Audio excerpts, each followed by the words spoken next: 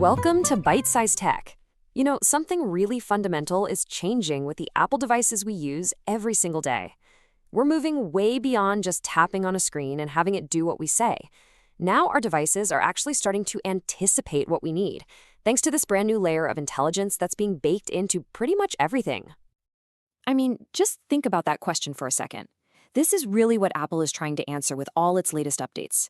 It's not just about a faster chip or a fancier camera anymore. We're talking about technology that's proactive, that's predictive. And Apple's got a name for it, of course: Apple Intelligence. The whole idea is to make your digital life feel way more intuitive, way more seamless. So here's the thing you've got to understand. This isn't about one single new gadget you can go out and buy. Nope. This is the entire ecosystem getting like a massive brain upgrade. All of Apple's latest software is embedding this intelligence across every device, making everything feel so much more connected. Okay, so let's start with the one device that's probably in your pocket or your hand right now: the iPhone. With this next big step, this new intelligence is tackling one of the biggest anxieties we all share. Yep, running out of battery. Now, this is not your normal low-power mode that just dims the screen. It's way smarter. For about a week, your iPhone just quietly watches and learns your daily rhythm. When you commute, your work hours, when you're just chilling. And then it starts making these really smart, subtle adjustments in the background to squeeze every last drop out of your battery, and most of the time you won't even notice it's happening. And look, this isn't just some marketing promise. The early analysis is showing this is going to have a real-world impact. This quote from Wired suggests a pretty huge shift in our daily charging habits. The goal here is to get you through a full day, easy, and then some. All right, let's jump from your pocket to your wrist. The Apple Watch is evolving from something that just tracks what you've done into a partner that's proactively looking out for you. It's not just counting your steps anymore. It's got your back. And what's really cool is that this core intelligence is now totally standard. It doesn't matter if you're a first-time user getting the more affordable SE or an extreme athlete with the high-end Ultra. These proactive smart features are there for everyone. For the Ultra 3, this number is a massive deal: 42 hours. That's almost 2 full days of use. For a long time, that was the one thing competitors like Garmin really had over Apple. Well, it looks like Apple is closing that gap, big time, for people who need a watch that lasts for days, not just hours. And this is where that whole Guardian idea really comes to life. The watch is giving you way deeper insights now, from a simple daily sleep score to actual FDA-cleared sleep apnea detection. It can even alert you to potential signs of hypertension.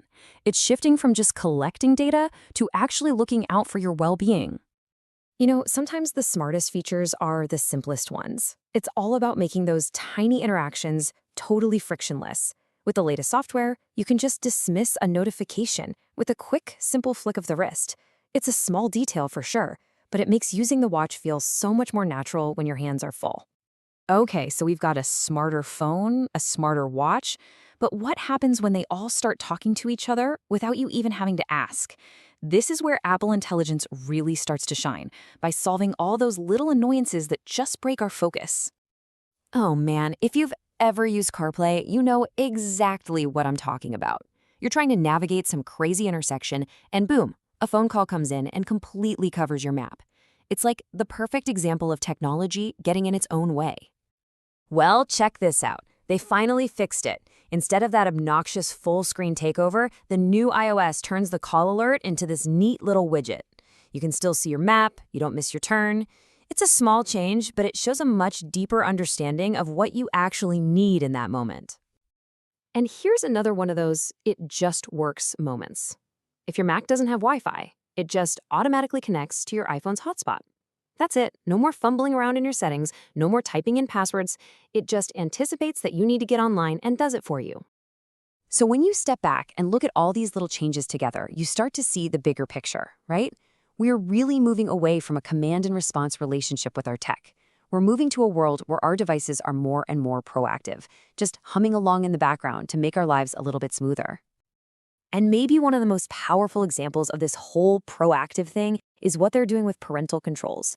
Instead of making parents go hunt for all these buried settings, key safety features are now just on by default for teens. The system proactively creates a safer space by limiting new contacts and automatically warning about sensitive content. And that kind of brings us to the big question, doesn't it? An AI that manages our battery, a watch that monitors our health, an ecosystem that just connects itself.